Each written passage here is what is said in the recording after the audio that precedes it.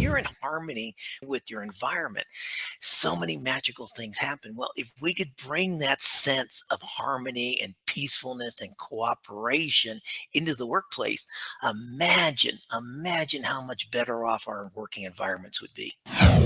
Welcome to the My Future Business Show, where we get you in front of your best audience and keep you there.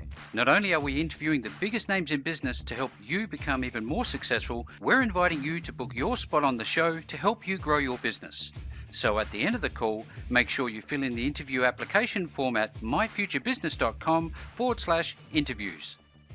Hello there and welcome back to the show. Hope you're doing really well. It's great to have you here, just as it is my old friend and guest who is returning to the show, Mr. Stephen Howard. Welcome back to the show, Steve. Thank you, Rick. And you can drop the adjective old, but that's okay. Oh, look, old as in long-term friend. No, look, it's wonderful. It's wonderful to have you here. Now, you're an award-winning author. And we're going to be talking about the rate of change in the business environment pre-COVID and how that rate of change has now hit warp speed and what this all means to the way in which we work and lead. Now, before we do all of that, we know that you've been on the show before, and since that time we've had a lot of people join us as listeners, so they don't know much about you. So I'm wondering if we can go over the basics. Where are you calling in from today? Calling from Mexico City, or just outside Mexico City. Oh, beautiful, beautiful. Now, I know that you used to live in Australia and other places abroad. Tell us a little bit about your journeys through life in that regard. Well, I've spent over half my adult life living outside the United States. You can tell by the accent, born and bred in the United States, educated in the U.S. But I lived in Singapore for 21 years, worked for 4 major multinational organizations, and then went off and did my own business, and then moved to Victoria, Australia, a little country town called Gisborne out in the Maston Ranges. Beautiful spot, beautiful part of the world. And I lived there for 12 years. And about 10 years ago, I moved back to the United States. My dad was having some health issues. I became his primary caregiver. And, just as things rolled on, I just ended up staying in the U.S., finally built a business network in the U.S. And now I kind of divide my time between Southern California and Mexico City. So Fantastic. That's it. And what do you do in your pastime? I know that you've been busy writing books. So I guess that would be a large part of it. That's a large part of it, and helping others write and publish their books as well. So between my leadership, mentoring, and consulting business, and now helping people publish books, I'm pretty flat out, as they say. As they say. Now, tell us a little bit about Caliente Leadership. Now, as a business, where'd you come up with that wonderful name, Caliente?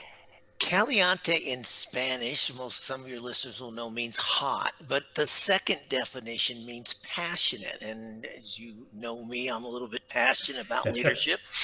And also where I live in Southern California, the land is actually owned by the Agua Caliente, hot water band of Indians. So we pay a land lease to our Native Americans. So it's kind of my tribute to our Native American land holders, as well as the passionate side of the business as well. Thank you for sharing, Steve. Now, tell us a little bit about your lifestyle. I love the fact of where you are. Do you enjoy local cuisine? What's your favorite foods? Oh, I absolutely love it. I just had a soup the other day for the first time called pozole, which is a traditional Mexican soup that they serve on Mexican Independence Day, which was last week. There's the cochinita. Mexico's a little bit, I don't know how to describe it, but every part of Mexico has a different cuisine. So cochinita comes from the Yucatan Peninsula on the southeast part.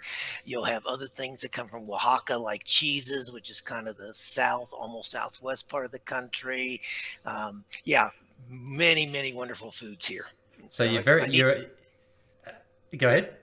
I was going to say I need to learn how to cook it. One of my other hobby is my pastime is I love to cook, but right now I'm pretty much cooking Western food. So my next goal now is to really sit down and learn how to cook.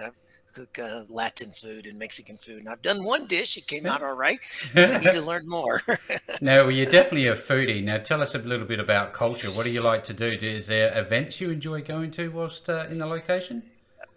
My girlfriend and I, we share some similar interests, and one of them is we love to visit museums. And Mexico City, believe it or not, I think has the largest number of museums of any city in the Really? world. Now, Mexico City, by the way, is like a population of 23 million. So that's basically roughly the population of Australia. Yes, yes. So so we once a month we will go out on a Sunday and to a museum that we haven't visited, sometimes two if they're close by to each other, and then have a nice late afternoon lunch or something like that. So there are so many museums here, which is really nice to visit. See, I can tell that you'd be familiar with some of the obviously the wonderful peaceful spots when you're in a museum, how quiet it is, and I wonder how much value do you take away from quiet times in your life? Do you think? Oh, I thrive on quiet time, Rick. I mean, oh, I get up every morning around 5 or 5:15, partly just to sit on the balcony and watch the sun come up with a cup of coffee Yeah, and hear beautiful.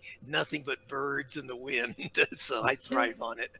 Yeah, absolutely. Is that the time you enjoy writing, Steve? Do you write in the morning? I you know, it, I don't have a set pattern. I will block time off. What I've learned over the years, and I've been, publishing now books for 30 years, I guess. I'm very good if I block 3 hours off. I actually put my phone on airplane mode, and I will get into the writing. And if I don't allow myself to be disturbed, so I Yep. can write anywhere. I write in hotel rooms. I write here in my office. Sometimes I write on the balcony.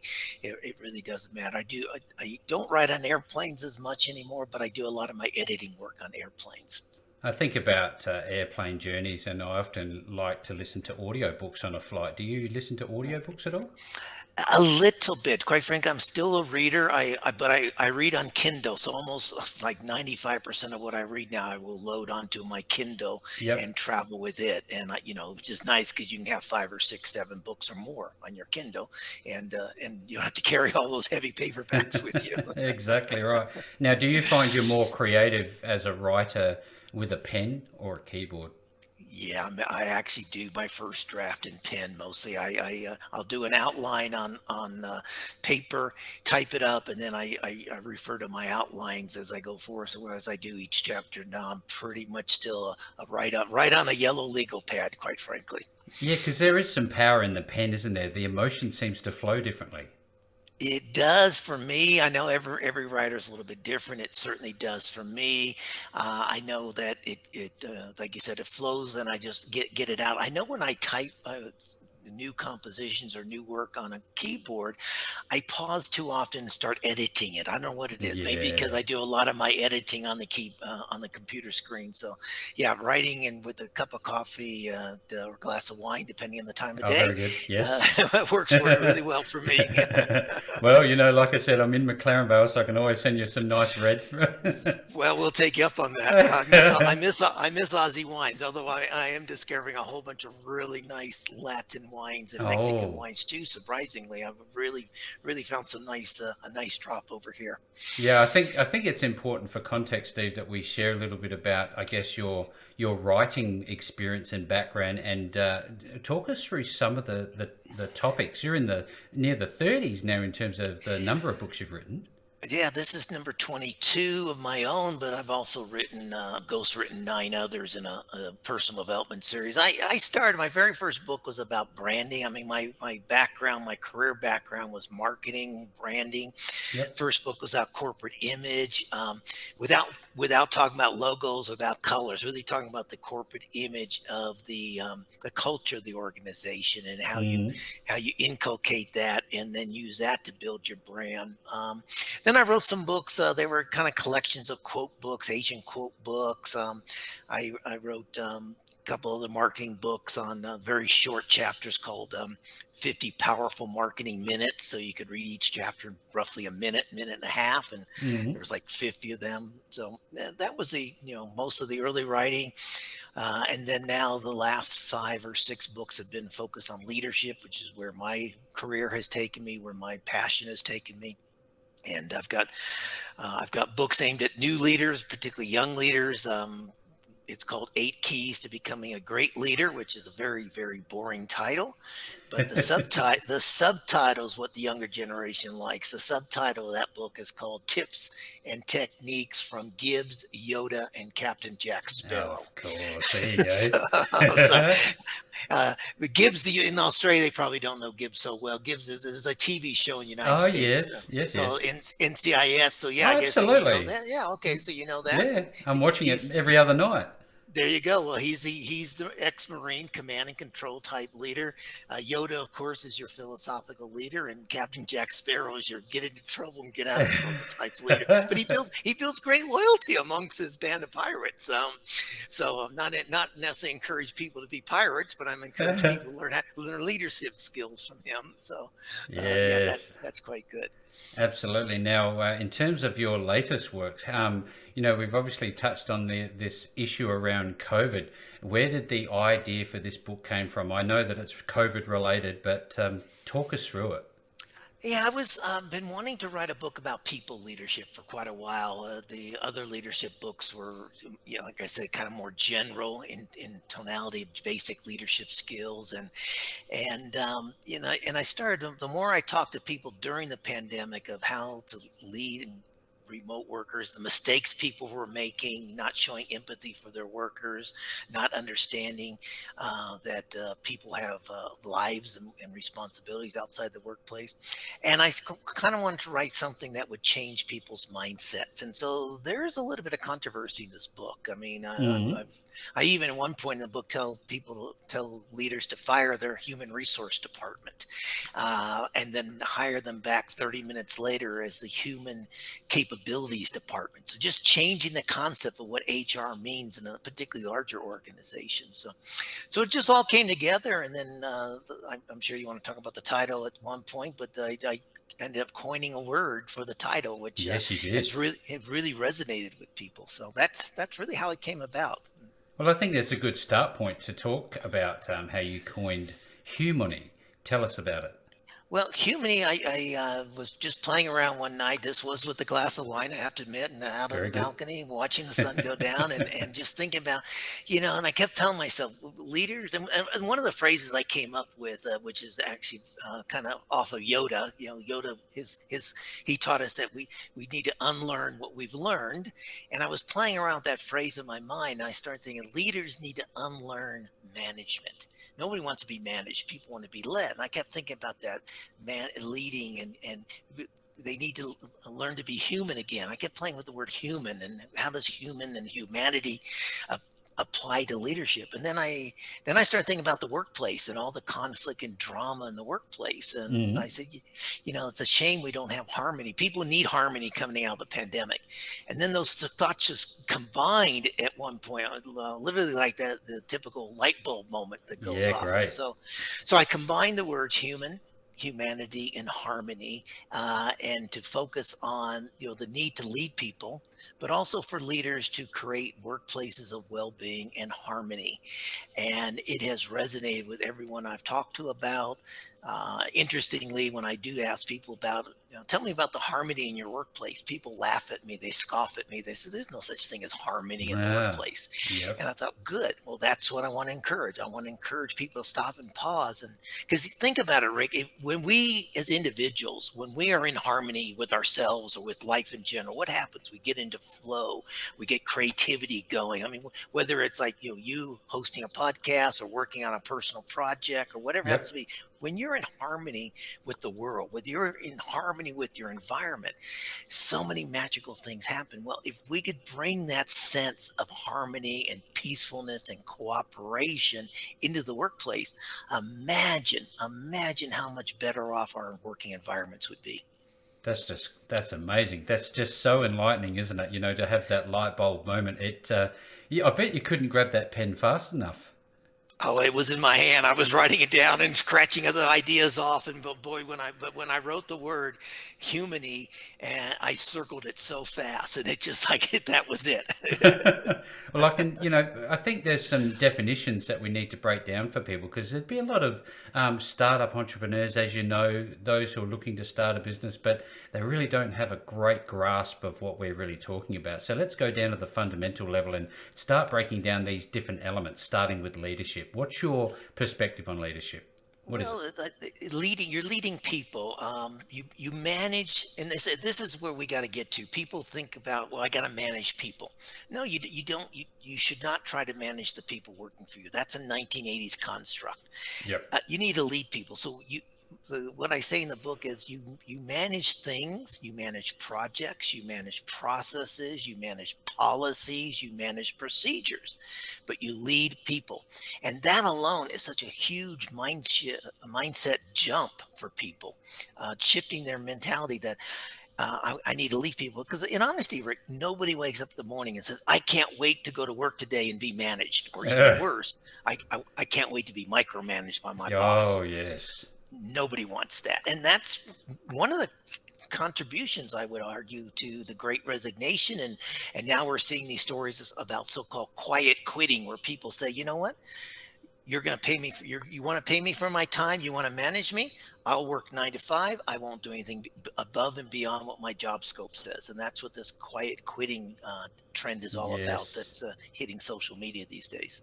So this is about really truly empowering those who are there to deliver outcomes for your organization. Now, I guess it's almost bordering on a little level of not only competence, but a level of respect for individuals as human beings, isn't it? It is, and the two fundamentals of this are respect and trust. So again, one of the mindset changes I'm suggesting for people is, and I've had bosses that do this. Bosses who come in, take over a department or take over an organization. They'll say things like, "Here's how you earn my trust." Huh. I don't think that works today either. No. I think you need to come in and say, "You have my trust. Here's how you can lose my trust." And tell them maybe it's by hiding secrets or not coming to me soon enough or not raising issues quick enough. Uh, you know, that's how you can lose my trust. Nobody needs to build your trust. No. I think that's part of it. The second aspect of this is because people ask me, so you're talking about people instead of profits. You're talking about like socialism and that. No. No, No. not at all. I'm talking about people before profits. Yep. It's not people over profits because that's either or. It's people plus profits, because you will get greater results if you create a harmonized environment, if you treat people with respect and trust, and you'll get higher cooperation, you get higher innovation, higher productivity. It's as really as straightforward as that. And if people that feel confident working for their leader, and they trust them and they feel empowered, how often do you see them coming out of their shell, especially when something's gone wrong and they've cost the business money? Does it help them overcome problems like that? It very much so. Google did some research. I think it came out just in like the first year of the pandemic, and they did some research and found out that the number one factor for successful teams in Google Yep. was in an environment of psychological safety, where it was okay to make a mistake. It was okay to speak up and throw an idea out. You wouldn't be ridiculed for having an idea. Yep. So this whole psychological safety and learning from your mistakes, moving forward, and improving on that were the number one factors of team success. And so that, and that's, I kind of echo that in the book as well, and saying, this is the environment you need to create. Look, everyone makes a mistake. And the opposite of that, the corollary of that, if you want, the 180-degree version of that is, as a leader, you also have to be humble and admit that you don't know everything, because no leader can know everything in today's workplace. So you have to be confident enough to say, hey, team, you know what? I don't have all the answers. I'm looking to you. I'm looking to you for your ideas. Let's work on this together. Together, we will come up with a great solution. So I guess I'd summarize that up, if you want, in a phrase I use in the book. I mean, years ago, a leader wanted to be the smartest person in the room. Today, I suggest the leader needs to create the smartest room possible. Get the smartest people Yes. you can find into that room and work with them and empower them. Send them the vision. This is the outcome we want. I'm going to trust you guys to come up with the way we get there. See, the thought of being vulnerable in my past experience as a leader in oil and Sure. gas, if you like, a very, I guess, difficult environment to work with, and massively challenging literal environments to work with. Being vulnerable was never a thing on the cards. Do you think vulnerability's coming to the fore more nowadays, or? Absolutely. I now look, this is going to be hard for those of us who are over 45. Mm. This is going to be damn difficult and it's going to be uncomfortable. But if you keep trying to lead the way you led before the pandemic, you'll be successful for a year or two, but you're going to end up spending more time replacing your employees, replacing your team members, than working on getting results, because people are not going to put up with that anymore. I mean, people came out of the pandemic reevaluating the role that business and work plays in their life. And so many Mm-hmm. Mm-hmm. people say, you know what? I don't need to keep making more and more money. I can be happy with this, or I can reduce it, or I can, I've learned that it's not worth commuting an hour and a half twice a day and coming home and my children are already asleep. I mean, I'd rather work from home and read my children a book to put them to sleep. Yeah, absolutely. Great feedback. Now, I think about how effective leadership and people in those leadership roles can be, especially now that we've touched on the great resignation, but we've also seen a massive jump in remote working. How do you suggest leaders measure and know that they're being effective when having teams that are remote to them and they can't really micromanage anything? Yeah, managing went out the window in March 2020. Yeah, Quite yeah. frankly, you had no more control. Yep. Um, you're going to have to change again. You're going to have to change the way you lead. And interesting. So many people say, well, there's this bias, this inherent bias. If you're a remote, you won't get job promotions, you won't get new assignments, you won't get the plum assignments. That has to change. Just like leaders had to change. Over the last couple of decades, and realize that, women can work just as effective with men. There's I don't know if any assignments, but if they are very, very few assignments need to only go to men, and women need to have the same opportunity. And that Mm-hmm. mindset, that thinking had to change. This thinking has to change now. That they're still your people. They may not be in the same physical location as you as often or all the time. Doesn't matter. You're going to have to change your leadership style. And look, again, it's going to be uncomfortable. Yep. The chairman of Google, he made a comment earlier this year, and it just shocked me. He was on one of these TV shows, business TV shows in the United States, and he said something along the lines of, "I don't know how you teach leadership to remote employees."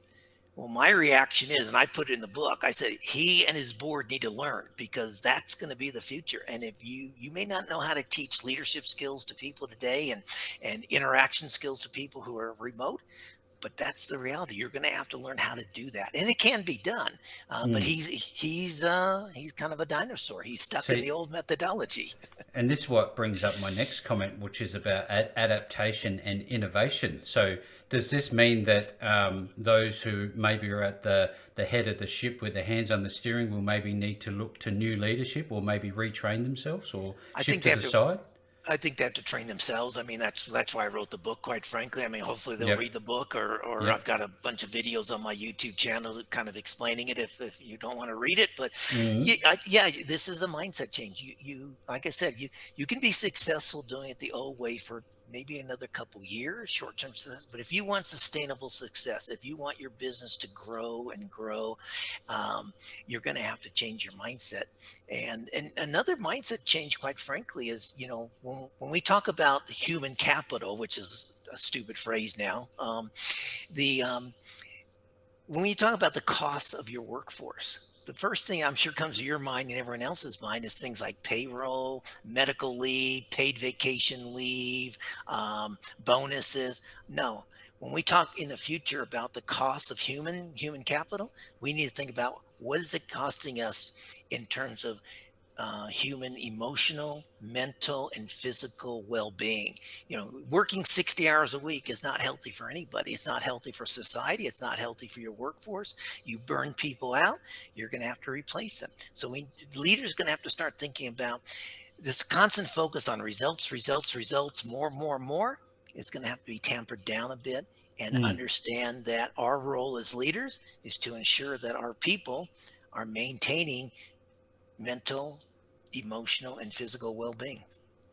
I always enjoy having conversations with you. Now, I'd love to explore, if we could, Steve, the idea of 80-20, the 80-20 rule as it applies to people-centric versus performance-centric. Does there need to be a balance between the two? Is it more 50-50 than it is 80-20 maybe?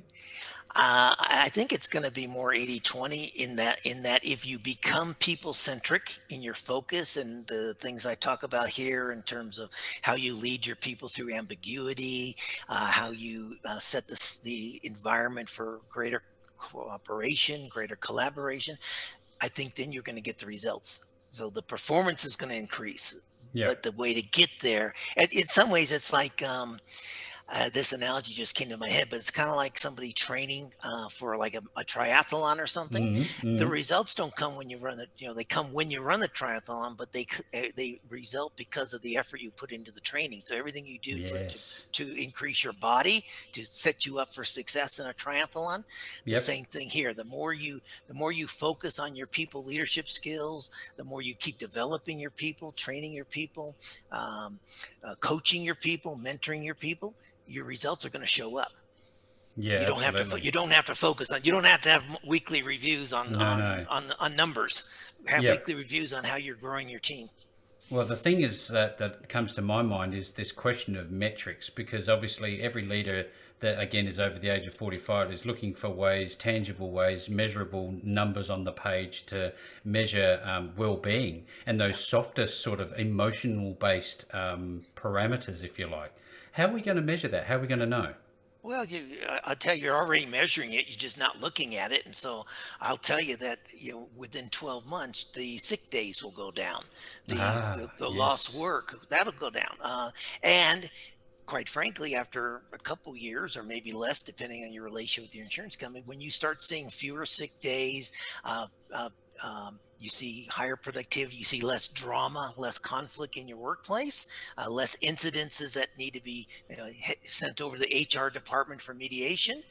Your insurance costs are going to come down, particularly your medical insurance costs are going to come down. Your recruitment costs are going to come down because people will want to work for you. I mean, right now, people's recruitment budgets are going through the roof as they try and replace people.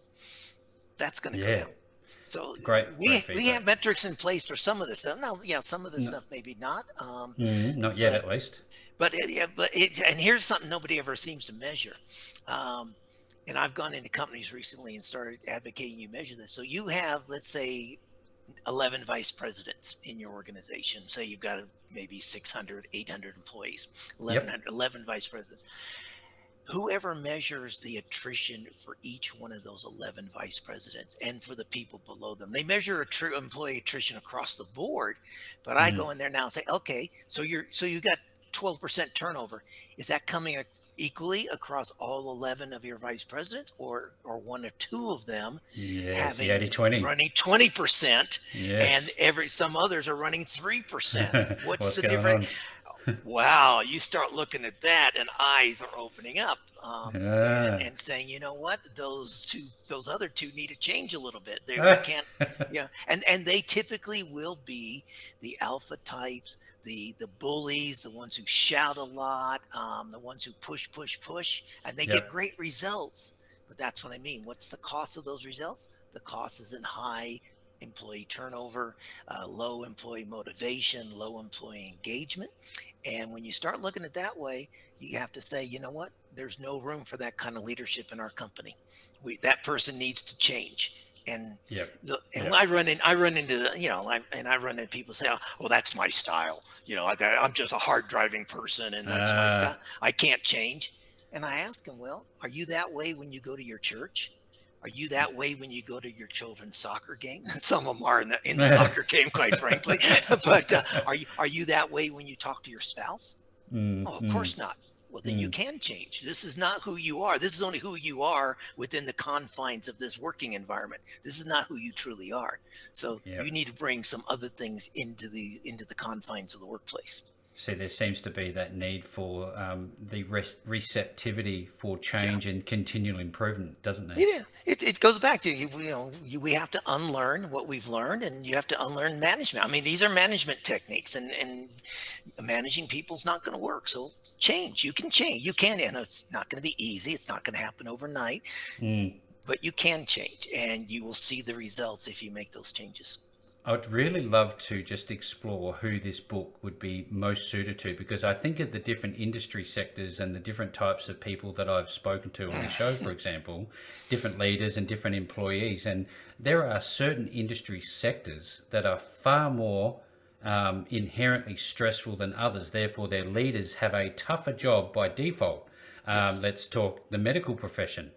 Is this book suitable for them or less suitable for them? Yeah, Or sure. If you're the administrator of a hospital or a medical center or something like Mhm. that, I say you mentioned one earlier, and I've done a lot of work in the United States in the oil and gas industry, and very Mhm. typical there. Yep. Um, the Wall Street, the big financial banking, and Mhm. the law firms, and unfortunately, I think you saw recently in Australia. I think you had a worker died at a law firm, if I'm not mistaken. Yeah, that's correct. And so yeah, so those organizations put their people under tremendous pressure, Mm, mm. and they're going to pay the consequences for it. But you know who the book's for, really, Rick? It's for Yep. anybody who leads people. And one of the things I advocate in the book here is that, if my definition of a leader is if you lead people, Yep. and it doesn't matter. Your organization doesn't have to change. If you're running a small department, if you're running the accounts payable department, you have 7 employees working for you. If you implement this just for yourself and for your department, you're going to be seen within your organization as a better leader. Quite frankly, you're going to start to be seen by other organizations as the kind of one they want to poach. And at the end of the day, quite frankly, it's also going to make you a better human being. And so why not do it? Even if your Absolutely. bosses don't do it, and you'll Yep. be a better leader in your community. You'll be a better leader for your family. You'll be a better leader for your neighborhood, your whatever you're involved in outside the Yep. workplace. The benefits are for you, and that's the beauty of it. And the other beauty of being human beings is that we are fallible. We're not perfect, so there's always that opportunity to, step up our game a little bit, try a new perspective, and maybe get a copy of this book. Now, tell us a little bit about the book itself. How is it structured, and is it like a read through from cover to cover, or is it more of a guide that you go back to when you need to? It's probably a read through cover to cover, although in many cases, if there's something that you're struggling with, you could go to a particular chapter. So the structure is about obviously introduction to the concept up front.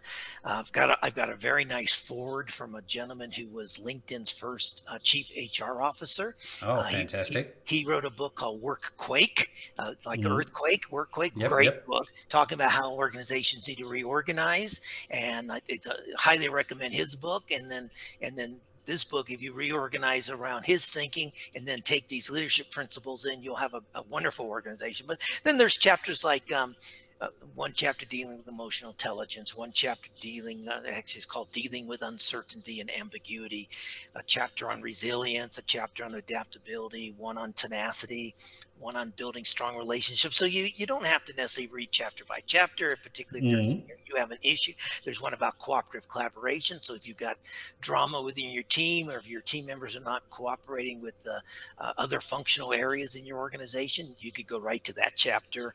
And then there's kind of a summary of lifelong learning. Lifelong learning is another key aspect of Yep. this. And then the chapter about how do you create a harmony climate and a harmony culture in whatever part of the business you have influence over. So, it is a cover to cover read, but then for those who have specific issues, you could jump right into the meat of a particular topic if you wanted to. Absolutely wonderful book, great content, great conversation. Always enjoy the conversation, Steve. Now, that being said, if people want to not only get the book, but they want to learn more about you, maybe connect with you and work with you on leadership skills in their own organizations, tell us a little bit about the services that you might provide. Okay, well, I do coaching and mentoring, both individual and coaches, individual and groups, teams. And then I also, I put together customized workshops. They can be anything from a half day virtual session to, I'm doing one for a client right now that's a 4-day in-person program. So it really depends on what people need. Yep. Everything I do is customized. And everything you need to know is on CalienteLeadership.com. So Caliente, CALIENTE, leadership.com. You can find me there. You can find me on LinkedIn, Twitter. I just started an Instagram account for Humany Leadership. I don't know how that's going to go. I'm spreading my wings. I'm learning as well now. We'll see how that goes. The book is right now exclusively through Amazon, including in Australia, but around the world, both in paperback and Kindle. And you can grab it anywhere. And then I'll be finding out that I've got a couple of book shows I'm going to later in the year, where I'll hopefully have some local distributors in other parts of the world who want to distribute to bookstores, for instance. So, but right now on Amazon's the big powerhouse in publishing, so that's the place to go, for better or worse. It's all happening, Steve. I know that you follow what's happening in leadership, and you know as well as I do that things never stay the same for too long. So I expect that you'll be putting pen to paper soon enough. And now with your next installment, so we're looking forward to that. Now, if you've been on this call and you've enjoyed the conversation that Steve and I have had, and you're a leader, or you're aspiring maybe to be a leader, certainly do reach out to Caliente Leadership. I'll be making sure that you can find that link back to Steve and all of his wonderful work, including his books. And if you want to go direct to the book, which is called Humany Leadership, Mindsets, Skills and Behaviors for Being a Successful People-Centric Leader, just go visit Amazon, both .com.au and .com, and you'll be able to find the book. And with all that being said, Steve, great call. Thank you very much for joining me on the show. Thank you. And don't let me leave without saying congratulations. I saw your first book earlier this year. So congratulations on joining the world of being an author. It's now in your blood as well. So I look forward to your second book when it comes out. Thanks, Steve. Okay, Rick. Take care, my friend. Thanks for joining us today. If you enjoyed the call, then make sure to subscribe, leave a comment, share us with your friends, and book your spot on the show at myfuturebusiness.com/interviews. And if you're looking for solutions that will help grow your business, then visit myfuturebusiness.com/shop.